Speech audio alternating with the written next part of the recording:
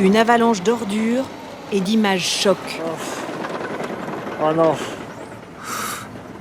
C'est un cercueil d'enfants, ça. Voici les premières minutes d'un film militant intitulé Super Trash. Son réalisateur, Martin Esposito, a passé 1 an et demi au cœur d'une décharge.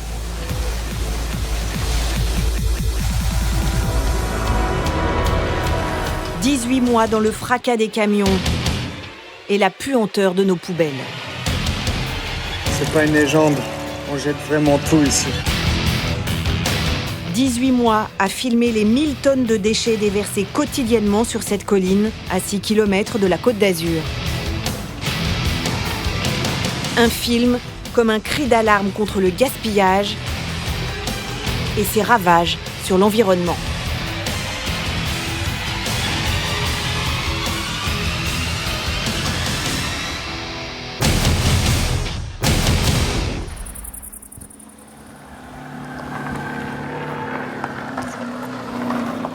Le tournage du film s'est achevé il y a 4 ans. Mais Martin Esposito revient régulièrement aux abords de la décharge de la Glacière, près d'Antibes. À 34 ans, l'enfant du pays connaît par cœur le moindre chemin d'accès à cette colline. Le paradis de sa jeunesse, qu'il appelait le Petit Mexique, a été détruit par la décharge. Un arbre qui a plus de 100 ans, c'est pas censé mourir. Et pourquoi il est mort, à votre avis ? À cause de la décharge, regarde, il n'y a que des arbres morts là. C'est un cimetière, quoi. Les décharges ont une durée de vie limitée. Celle-ci a fermé il y a 4 ans. Après 9 années d'exploitation, elle était arrivée à saturation. Mais les déchets sont toujours là, sous quelques centimètres de terre. 3 millions de tonnes qui continuent de se décomposer. Ça a changé ? Depuis depuis le tournage, ça a complètement changé. Il n'y a plus de camions, il y a de la terre et il y a... Par contre, les déchets sont toujours là. Ouais. Ça n'a pas changé. Au départ, il pensait ne filmer que quelques jours. Mais le spectacle le fascine et l'effraie tellement qu'il restera 1 an et demi. Je suis arrivé dans la décharge, je faisais que filmer les déchets et il y avait tout qui arrivait, je me prenais tout dans la tronche.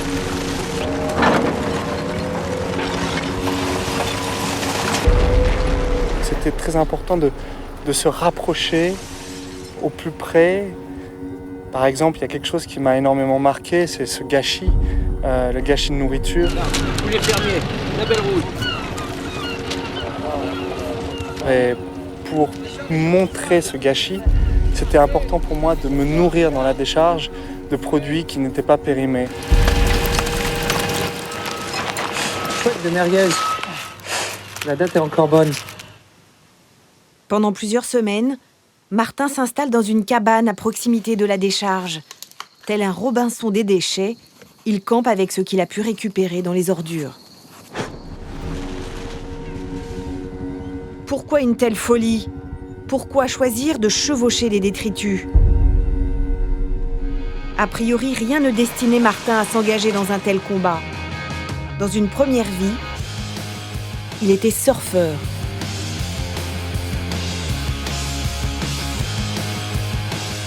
Il était même l'un des meilleurs, un surdoué du windsurf, parti vivre à Hawaï à l'âge de 15 ans.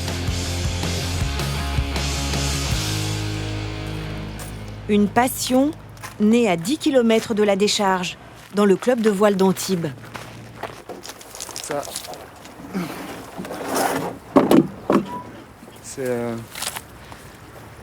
Cette planche, elle était là quand j'ai commencé à faire du windsurf, elle était déjà là. Et puis un jour, un choc écologique. Le film d'Al Gore sur une planète à bout de souffle. C'est un film qui m'a fait réagir, qui m'a touché. Et c'est peut-être pour ça que j'ai voulu prendre ma caméra aussi et montrer qu'il y avait un problème avec les déchets dans l'endroit où j'ai passé beaucoup de temps. où j'ai grandi. Et l'air de rien, en suivant les traces des cinéastes militants, l'ancien surfeur est revenu de cette immersion avec des images hallucinantes, comme ces déchets interdits dans ce type de décharge. Ça, il faut pas le filmer, ça. Scène troublante, le déversement d'hydrocarbures et la présence de camions pétroliers. Martin Esposito a également filmé ce qui ressemble fort à des bouts d'épuration ou au contenu de fosses septiques. C'est de la merde. Plus grave, selon des employés, des fûts d'arsenic auraient été enfouis sur le site. C'est un cabinet extérieur qui a trouvé 3 fois la dose d'arsenic normale dans l'eau. Et ça vient d'où? Ça vient des fûts qui n'auraient pas dû être enterrés. Bienvenue chez le marquis de Panis-Passy. Complément d'enquête, France 2. Bienvenue, Jacques de Panis. Venez, on y va. Donc ça, c'est votre forteresse familiale. Exactement. Cet héritier d'une longue lignée d'aristocrates possède la forteresse de Villeneuve-Loubet et les 800 hectares qui l'entourent. Donc là, vous voyez la glacière. Et ça vous permet de constater qu'effectivement, comme tous les Villeneuvois, nous étions aux premières loges. Le marquis n'a pas eu le choix. C'est l'État qui a décidé d'implanter la décharge sur ses terres. Une nuisance, néanmoins compensée par le montant des loyers. Nous, on nous a mis un marché en main, à savoir, soit vous traitez avec Veolia, soit on vous exproprie et vous aurez aussi les nuisances. À partir du moment où on était dans l'obligation d'accueillir la décharge, j'ai trouvé qu'il était normal que l'on bénéficie des tarifs pratiqués dans le milieu industriel, dans des conditions normales. Donc vous avez touché quoi environ Des sommes suffisantes et on effectivement parle de 10 importantes. millions d'euros. C'est peut-être pas aussi important que 10 millions d'euros, mais effectivement, c'est en millions d'euros. Aujourd'hui, plus aucun déchet ne rentre sur la décharge. Mais à la mairie, le dossier de la glacière n'est pas classé pour autant. Après la qualité de l'air, c'est celle de l'eau qui préoccupe le maire.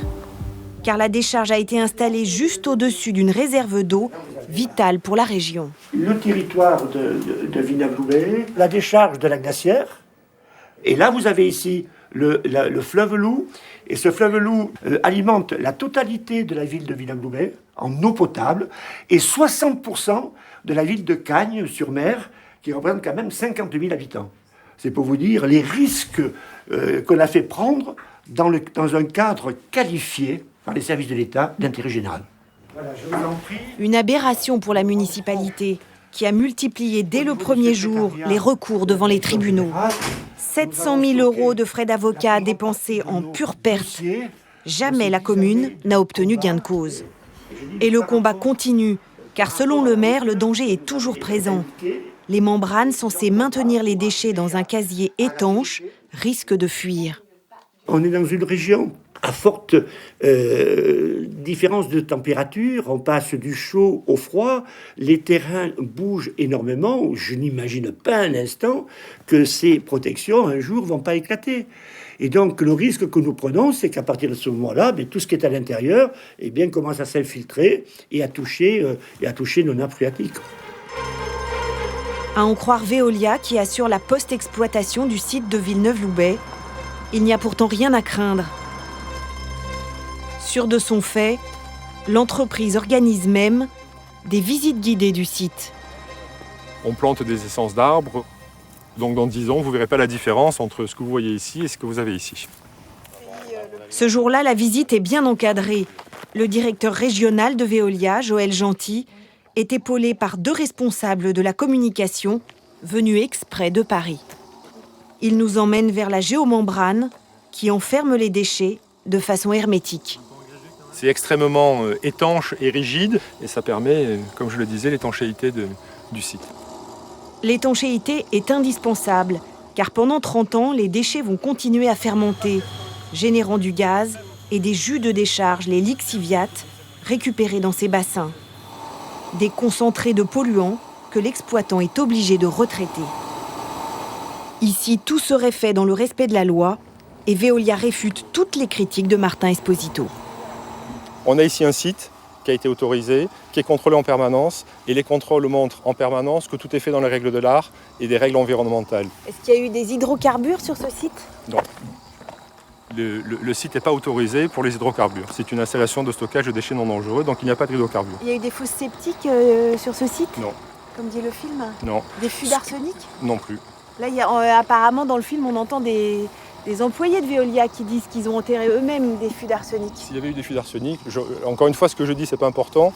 De même que ce que dit X, Y ou Z, c'est pas important. Ce qui est important, c'est le résultat des analyses.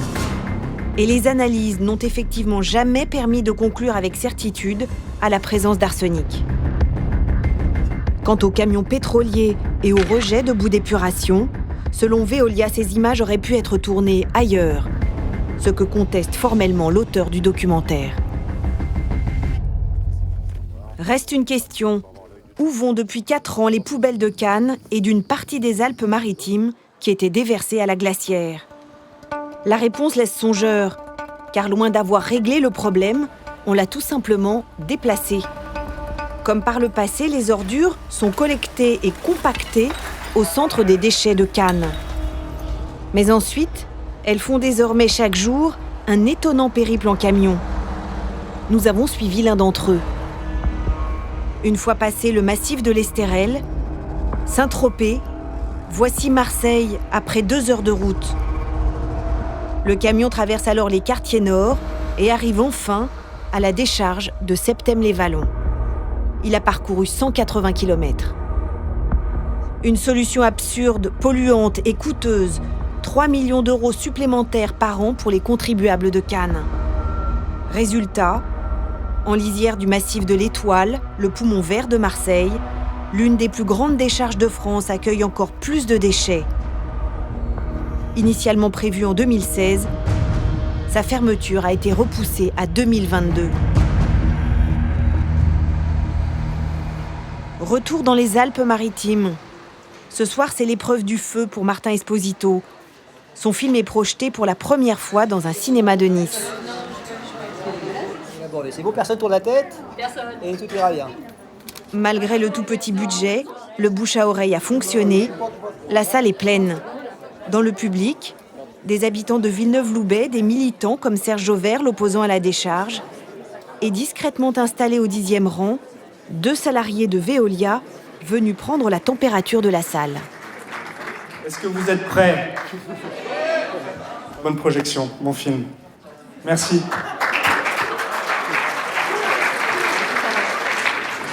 Bienvenue en enfer. Ce film hors norme sort dans 3 semaines. Personne ne sait s'il trouvera son public, mais ce jour-là, devant 200 spectateurs presque tous acquis à la cause, le succès était garanti. Le gigantisme de la décharge vaut tous les mots et tous les petits prospectus qu'on peut distribuer dans les classes en sensibilisant la jeunesse. Je crois qu'on est tous concernés. Si on continue comme ça, c'est des vagues de merde qu'on va finir par surfer. Il y a des endroits comme en Autriche, en Allemagne, où ça fonctionne, où les décharges n'existent pas apparemment. La question que je vous pose et que je me pose, c'est pourquoi aujourd'hui, il y a encore des décharges en France. Après l'enfer de la décharge, l'écolo-surfeur envisage maintenant de faire un tour du monde des déchets, histoire d'aller voir ailleurs si l'air est plus respirable.